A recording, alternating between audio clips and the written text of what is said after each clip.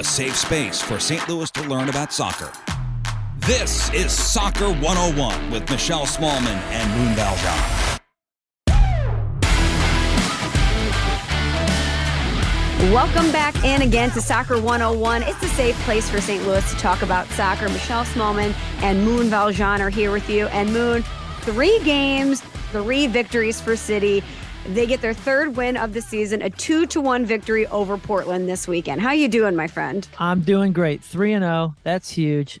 Nobody predicted it. Nobody expected it. That's the first squad to go 3-0 since 2009 as far as an expansion team, and since the Seattle Sounders did it so excitingly years and years ago. It doesn't seem like that long ago, but that's a long time ago, and we have a chance for this next home match to be 4-0. Wouldn't that be spectacular? It would be spectacular. And I know that this team was underestimated heading into this season, and that's fair. I even said, I don't want to place any expectations on them. There is a group of players getting together and hitting the pitch for the first time. There's a lot of things that need to be worked out. But I think, Moon, it's fair to say that they have exceeded not only our expectations and St. Louis's expectations, but the MLS's expectations as well. Yeah, for sure. And you could see, you could hear that in the announcers.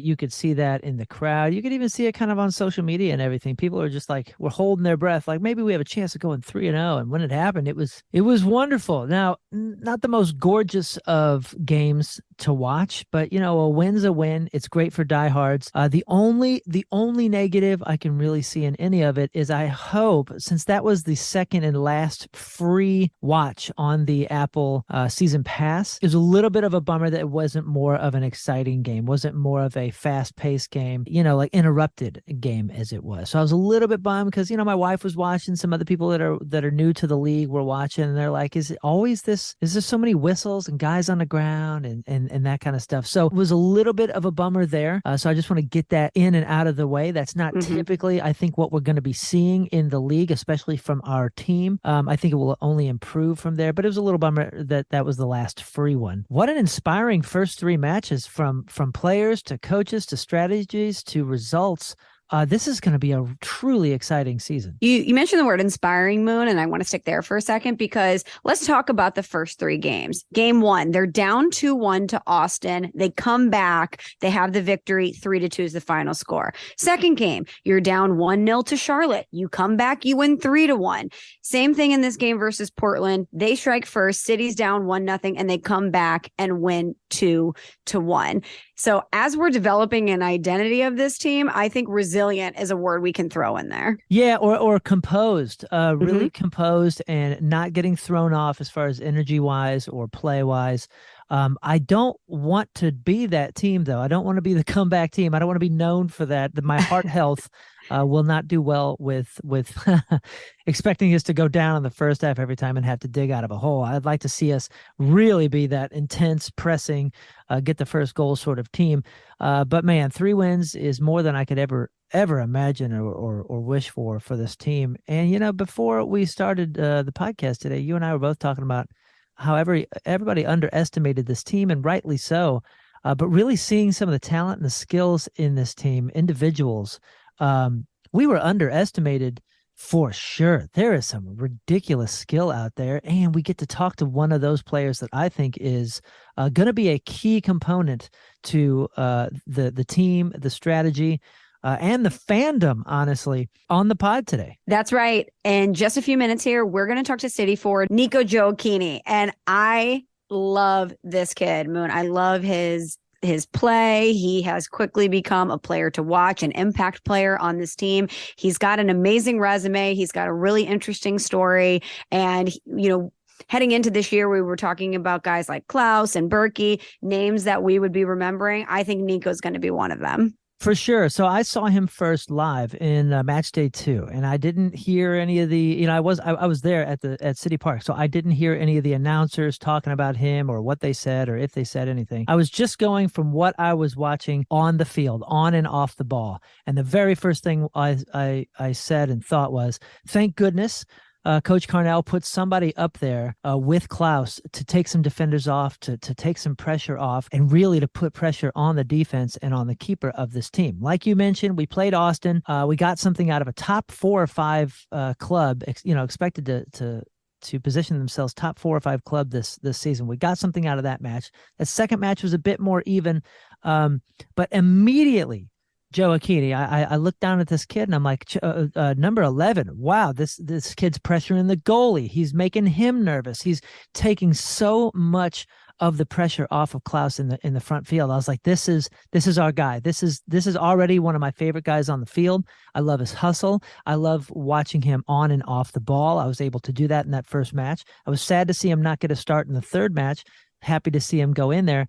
And I really look forward to seeing how he is used in the evolving strategies of St. Louis City SC. And he's instantly one of my favorites. I went and grabbed a sheet after the second half when I went up into the media, and I was like, I need to know more about this guy. And turns out he's a Kansas City guy.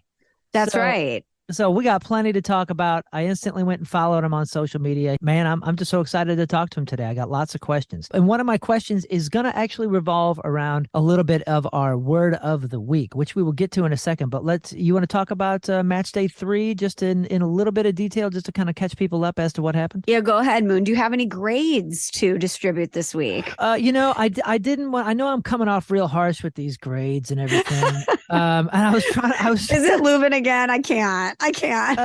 Listen, man, and I'll say this. I know I've seemingly crashed on Leuven a bunch with everything, people are angry. By the way, they're in my mentions, they're in my DMs. They have a bone to pick with you about that one. That's fine. That's totally fine. I welcome all that. And it's not that I'm criticizing the guy. It's that I have high expectations. And when you're going to wear number 10 and you're going to be the big dude in the center mid, you need to be consistent. You need to be inspiring.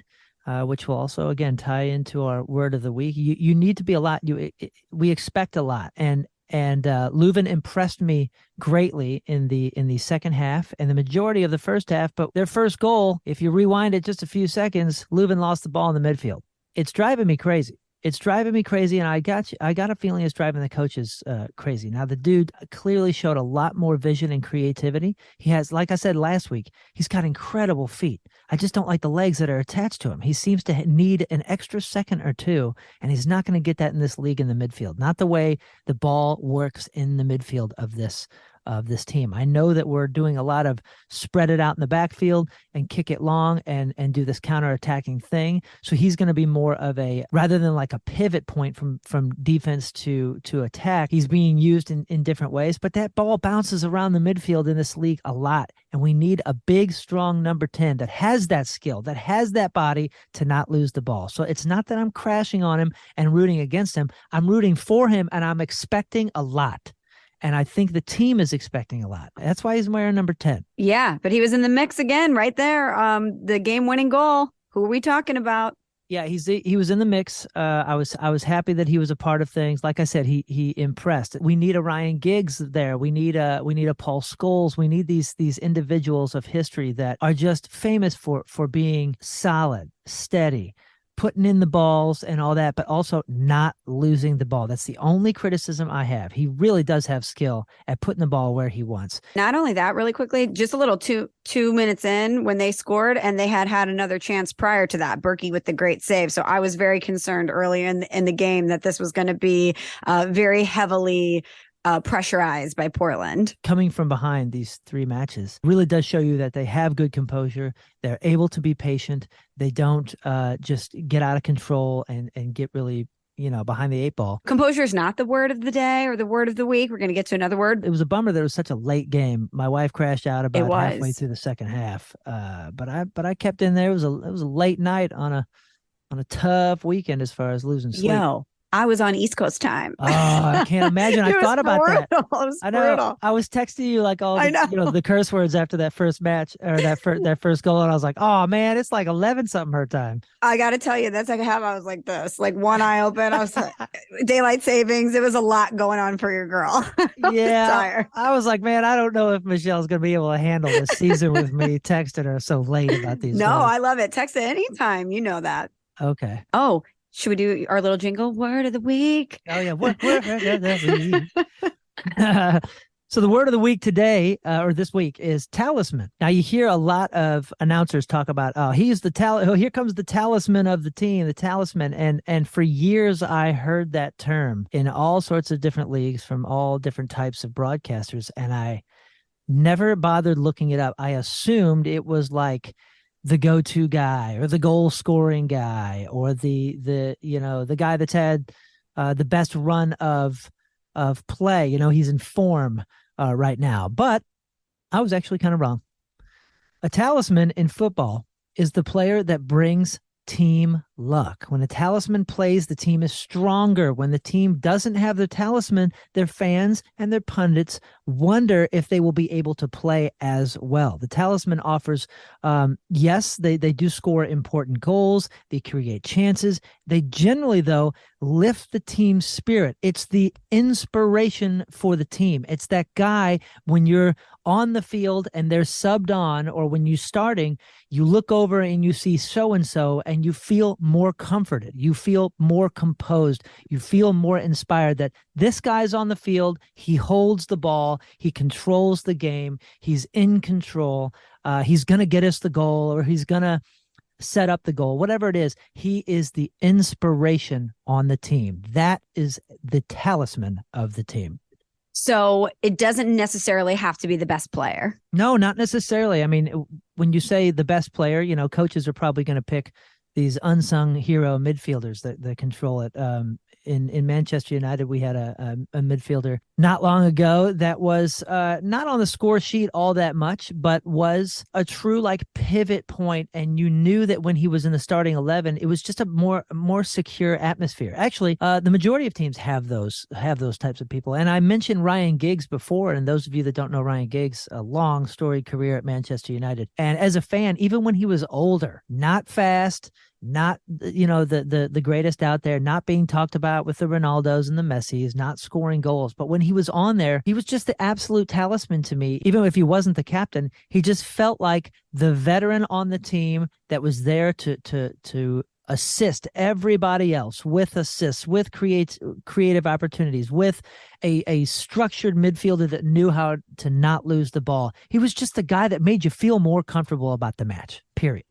I love that.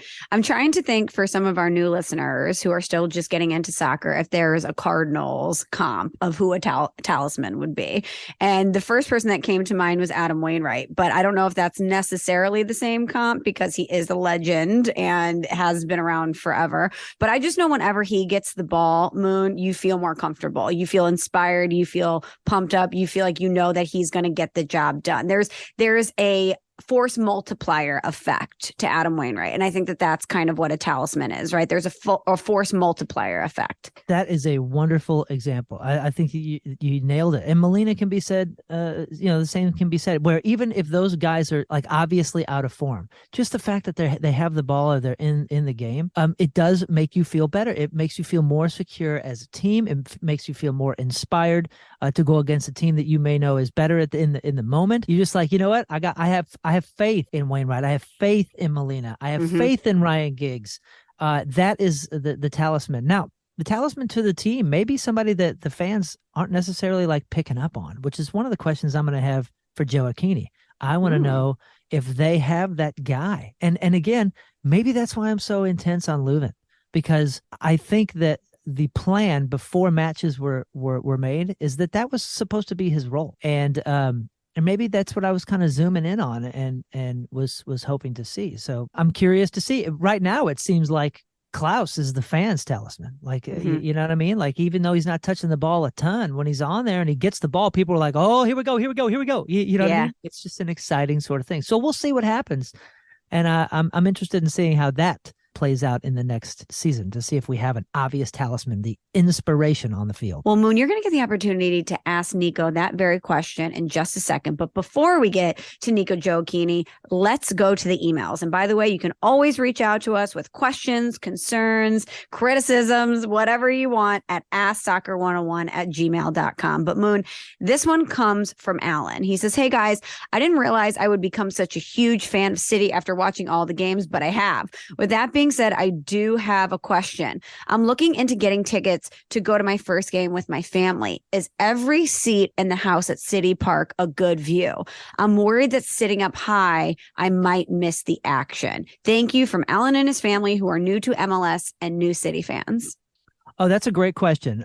Being there for that match day 2 and looking forward to match day 4 here at City Park, I will tell you there is no bad seat. Now, if you're looking for just like a better seat than most, he mentioned being up high. I would say that's actually probably a better seat than being directly behind one of the goals, closer to field level. It's amazing. It's amazing when you're close to field level and you see the speed and the skill of these guys up close. The problem with that is when they're on the other side of the field, you're missing out on a lot of depth. You're missing out on a lot of action that's going on the other side of the field when you're directly behind the goal, closer to field range. When you are up, you have a better than camera view. And I was up on the second terrace, or whatever they're calling it, up in those higher seats, and I was ridiculously impressed with how close I felt to the field, still close to the action, and I was able to really see and read everything. So I think you're actually in a great position.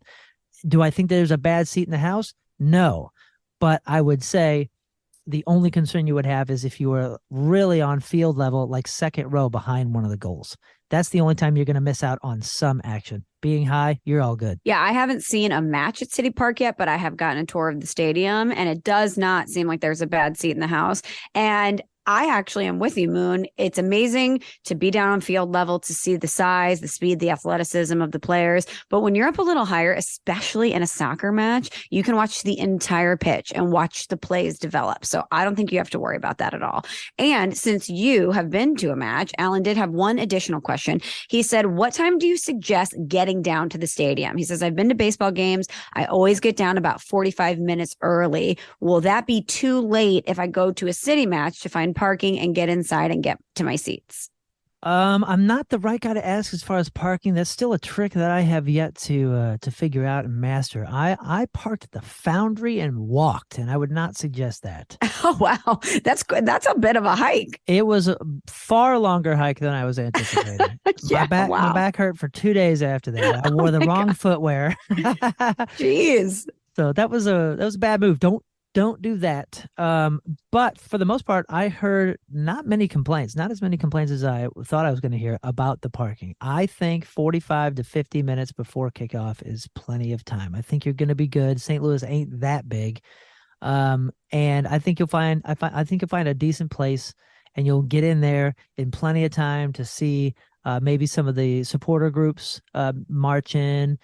Try to stay on the north side so you can watch them go in. Don't go straight to your seat necessarily. Kind of mill about, enjoy yourself. Go see some of the food offerings. Go look at the team store across the street maybe first, and then be kind of closer to that north side. I believe they come in on the northwest entrance, and the kids will get a huge kick out of that. The drums, the chanting, the singing, and watch them all fill into the standing room supporters section. Let the kids see that, then take your seat. I think you'll be totally fine with 45 minutes. Alan, I would suggest getting there at least an hour ahead of time because it's your first match, because there's going to be so much you want to see. I know I went to City Park for a tour and I was there at least an hour and there wasn't even a game going on. As Moon said, you're going to want to check out the team store. You're going to want to walk around the stadium and see all the food offerings. You're going to want to be a part of the festivities outside of the stadium. I would say at least an hour for your first time so that you can really savor everything that's happening before you get to your seats. That's good. That's good. And like I said, I have no idea about the parking because I took a hike, man. I took a hike. So dumb. You sound like a New Yorker, not me. Because here they'll be like, oh, it's only like a couple blocks and it's a 45-minute walk. Yeah. People walk here like crazy, which is good. It's good exercise. But I'm like, I'm from the Midwest. Okay. We hop in a car to drive 5 minutes. I'm not used to this. Yeah, if I was prepared with the right footwear, it would have been a different story. And I had planned on Ubering. I went down there and I was like, oh, maybe I can park here. I wanted to see the Foundry. I had never seen the Foundry and all the food down there. So was really impressed. And I was like, oh, this is so awesome. I'm going to call an Uber. And then as I'm on the corner getting ready to call an Uber, these two cats in Jersey, so we all matched, like passed me, and they crossed the street like they're going to walk. And I was like, well, man, if these guys can do it, I can do it. It must not be that far.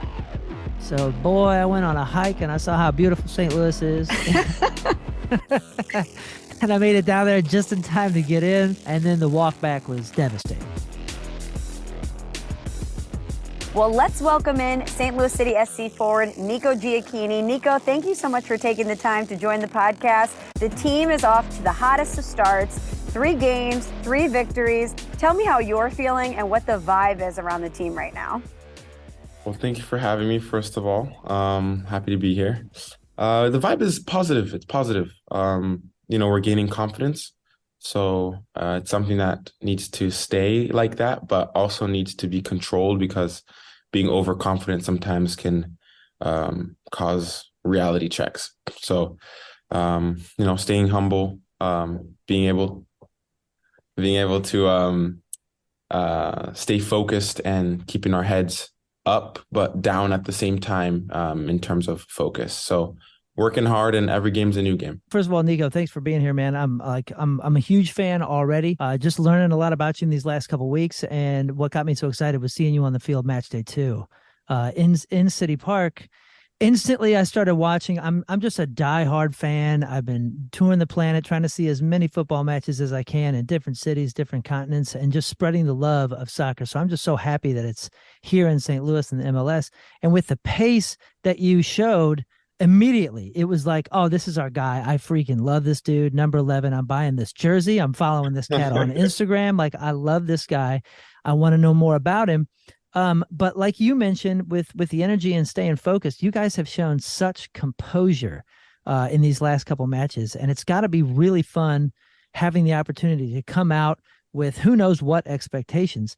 But my real question for you, my first one is, our word of the week was talisman. And I'm sure you're familiar with the term, just being like the inspiring player. And honestly, man, after that first match, when I saw you on the field in person in match day 2, it got me excited. It inspired me as a fan. I was like, look at this guy's pace.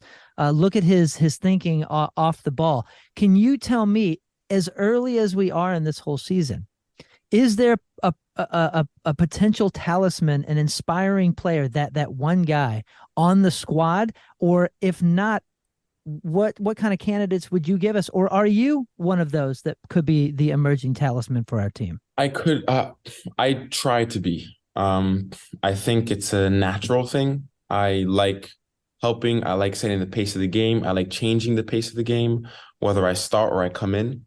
It's something I think I've just been doing for ever since I started. And my family and my private coach, Joe, who's in France, he gives me he quotes some players sometimes, and he teaches me a lot of my game and how I can get better. And he does mention that a lot. When you go in the game, you have to make the difference, but that is personal. That is something that you as an individual have to do, because it's a collective sport, but a collective sport is played by a bunch of individuals doing what they know how to do best. So I try to do my part as best as I can. And that is trying to be a talisman, as you say it. And, I would love to take on that role. That's something I enjoy. I enjoy teaching. I enjoy receiving information. I enjoy getting better, and I enjoy helping others get better. So I did feel great in that match, to be honest. I was in it from the start. First action, took it from the goalkeeper, almost created a scoring chance for Jerome and for Klaus. And, that it's something that I love to do. So hopefully we'll be able to see it on and, more often. It's up to the coach to play his best 11. So we'll see. Well, Niko, you mentioned that it's a collective, and it is. And you guys are starting this thing from scratch. So I think a lot of people underestimated what the team would be because they just didn't really know what to expect. It takes a while and a calibration period for, as you said, a collection of individuals to come together and gel. But seemingly, you guys have not missed a beat. You were really starting to see that identity of the team develop. But how would you describe the identity of your team after 3 games? we're fighters. We don't give up. We've had 2 games where we've conceded first. And we have had to fight back. And that's something that is not easy at all, especially being um, a first time, let's say, professional team in the MLS. So being able to have that mentality, that relentlessness and that perseverance is something that I think we do very well, and we have to keep doing, because it can get us out of many situations that I feel like we put ourselves in, because sometimes we lose a quick second of focus and it costs a goal, but we have that mentality that, that's one goal, we'll come back. Same thing in City Park. We also had the fans behind us. So we have all these different scenarios, and we managed to have that nonstop, relentless mentality of not giving up. It's been incredible. It's been incredible to watch. And like you said, you hit the ground running that match day too. You are flying. You are my guy. You're my talisman right now. You got me so excited in a new way, just to see the work ethic and the different strategies. And we're kind of working backwards here, but you have a heck of a history, and it all started in Kansas City. Now, we're obviously a St. Louis City based podcast. We're international and spreading the love. But it's so cool having a dude that was, you were born in Kansas City, correct? Yes. And you raised there for a while, and then I know you went overseas as a pretty young man. So can you tell us just a little bit of the history of going from Kansas City to Europe? Yeah, so I was born in Casey, Missouri. I grew up the first 8 years of my life in Overland Park, Kansas. And then I moved to Parma, Italy, in the north, in the region of Emilia-Romagna. It's about 2.5 hours from Milan. And moved there with my family. We spent approximately 4 years there, playing as a young kid, just enjoying it. And then we had moved back to the States because we felt it was time to go back home. So we moved to the East Coast because that's where my mom wanted to get a different vibe, a different air near the ocean, in a place that she kind of knew already, because my sister was born in DC. So they lived in Annapolis. So we moved out to Maryland. I spent about 2 to 3 years in Maryland. And at the age of 15, I moved to France to play football, to play soccer. And let's call it football over there. So I moved there to play football. Yeah. And I spent the last 7 years. I spent 3 years in Paris, 3 years in Caen in Normandy, and 1 year in Montpellier in Ligue 1. And then I signed for Orlando in the summer, past July. And I was drafted here in November. So kind of all over the place, but you learn everything everywhere you go. You learn something everywhere you go. So it's wonderful. Okay, Niko, you're half Italian. You lived in Italy. I'm partially Italian. I lived in Italy in college. So I need to know, what is your signature dish? Because I know, coming from an Italian family and living in Italy, that you've got to have something that's like a family recipe. So what do you cook? Well, I'm a decent cook. I'm not gonna, go further than that, because I'm not the best cook. My mom's the best cook. And she prepares the best pasta pesto. She actually knows how to make the recipe, the true pesto sauce. But I think if you go to Italy and you go to Parma or anywhere really in the north, I think it's best to have good pesto. It's just a different taste. It's amazing with the Parmesan cheese, local Parmesan cheese, because it does come from there. So I'm a rookie chef, but I kind of make simple meals that get me by on a daily basis. But if I had to really pick my favorite dish of all time, it would probably be jerk pork. That's Jamaican though. That's Jamaican. Right. But jerk pork is probably one of the best things I've ever had. So if I recommend anyone go to Jamaica, get some jerk pork. You'll love it. So speaking of Italian and Jamaican dishes, a lot of people are new to sport around, or to the sport around St. Louis, and we're trying to introduce really just the ins and outs of the sport, and of course the league, MLS, and obviously with this World Cup recently, a lot of people were like, "Hey, wait a second! I thought this guy was Italian, but he's playing for the whatever squad." And you had an opportunity to play for the Italian squad, the Jamaican squad, or the U.S. squad, and you ended up choosing the U.S. squad. Could you shine a little light on how that worked and why?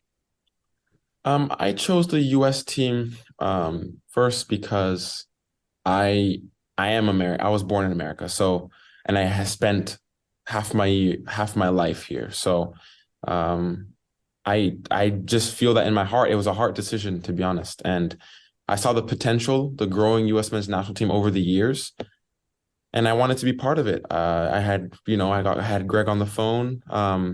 He called me, he said, we like what you're doing and we want to give you a shot. And I can't turn that down. That's my nation. That's my country. I have Italian blood and Jamaican blood, but I'm American. I may have a little bit of a European way of living and carrying myself because of my father being European and me living my uh, most of my teen years in Europe. But I got the red, white, and blue in my blood. So I mean in my heart. So that was decision making for me. It wasn't too difficult. So, Niko, when we talk about American soccer and MLS, there's always the comparison to European soccer or the Premier League or whatever version of European soccer you want to compare it to. But we always talk about ways that American soccer and the MLS is not like European soccer, or ways that it can kind of adapt itself to be like European soccer. But what's one thing about the MLS that you like more than something that you see in Europe? Well, from where I have been, first of all, the installations here are more advanced. What we have available in the training facility is much more advanced than what I've seen. I haven't been to a top club in Europe, so I couldn't say for myself there, but I've still been to Montpellier, which is a decent first division team. Caen was in the first division, and there's been no comparison. I also want to say the structure around the players. There's a lot of help that you can get as a player on and off the field here, which in Europe, with my experience, was not so developed yet. I'm pretty sure it'll get there eventually, but here it's miles away for sure. There I say there are positives and negatives on both sides, but I've basically compared the MLS from where it used to be when I was a kid, and I would have never imagined it so progressed and so mature already, 10, 12 years later. So yeah, that would be my evaluation of it. I agree with that as a fan, watching the league grow and seeing where it came from back in the 90s to where it is now, which leads me to my question. So the difference obviously is huge between the European leagues and the MLS, but your experience, although it brief, with Orlando City, what's the difference that St. Louis City is from the Orlando experience, as far as how the club may work, or just the inner workings, or just the spirit of it, the vibe, the feel? I came to Orlando with a lot of inspiration, and I was ready to, kick in, take off. It wasn't the case. I feel like I didn't get the opportunities for it. And the vibe was much different than what I expected. I'm not gonna down them or spit on what they had, because every team and every organization is different. But the city vibe here is much more open than it was at Orlando. I feel like Orlando, we were separated in groups of culture and languages, because of a big language barrier. Most of it was Spanish, most of it. So us American guys coming in was tough. But I come here, a bunch of Europeans, everyone speaks English, and it's something that, I like a lot. I see everyone's humble, it does get heated sometimes, but that's the nature of the game. And it's important. I feel like we have a group where these 28 players in this full group, I know only 20 are rostered, but these 28 players have all contributed and can still contribute to our success. And in Orlando, I felt like they already had their success block. And the rest of us were kind of on the side, maybe sometimes, maybe not. But yeah, I wasn't expecting this to be so fluid here, but it has been. Okay, Niko, one last thing for me, and Moon, if you have something else after this, feel free to jump in. But we are getting to learn all of the players and the coaches at City because this is a new team. So we know about your background. We know that you love a pesto dish. We know that you love a jerk pork. Tell us a little bit more about yourself as a person, because we're getting to see who you are as a player on the field. What does Niko like to do in his spare time? I'm a family guy. I love my mom and my sister have moved here from Paris to be with me. So I can't complain. I'm a really family guy. I love being with them, spending time with them, no matter what we do. I'd like to explore St. Louis a little more. But we are working hard and getting tired sometimes. So I understand the fact that some of the guys don't always want to go out and eat something. But I like going out. I like trying restaurants. I love trying restaurants. Especially because I've heard that the food here is so wonderful. And so far, I've been to 5 out of the long list I have, and they've all been wonderful. So, delicious restaurants are something on my to-do list. We're gonna get along great, man. Yeah, totally. I know. I can see that. I'm home a lot, but when I'm not, I'll be out trying a restaurant. So, don't follow me and don't try to catch me at a restaurant, but I'll be there sometimes. Oh, but don't be surprised, Niko, when your DMs fill up with restaurants in St. Louis after they hear this offering for you to come in, because that's how we do it in St. Louis. Let me know. I'll be there. Yeah, man, I'm so thankful to get the chance to speak with you. Like I said, you really inspired me that second match. I'm just such a diehard fan. Been trying to spread the sport for years and years in my family, friend, and fan group. And it's guys like you that are humble, that are just really easy to talk to, really easy to learn the game from, and really easy to watch. You just make it really pleasant, and it's fun to watch your athleticism and your hustle. And I'm just so appreciative to you for being here in St. Louis, for playing for the U.S., and for being here for Michelle and I on the show. I think you're awesome, man. Go City. Thank you so much. That was very nice of you. I just try my best, just be who you are, and thank you guys so much. Niko, thank you so much for the time. Congratulations on a great start, and go get them versus San Jose. We appreciate you. Thank you. You guys take care. Have a good game. Thank you again to Niko Gioacchini for joining us on Soccer 101 this week. It was so amazing to get the opportunity to chat with him. And thanks, of course, to City for facilitating that interview.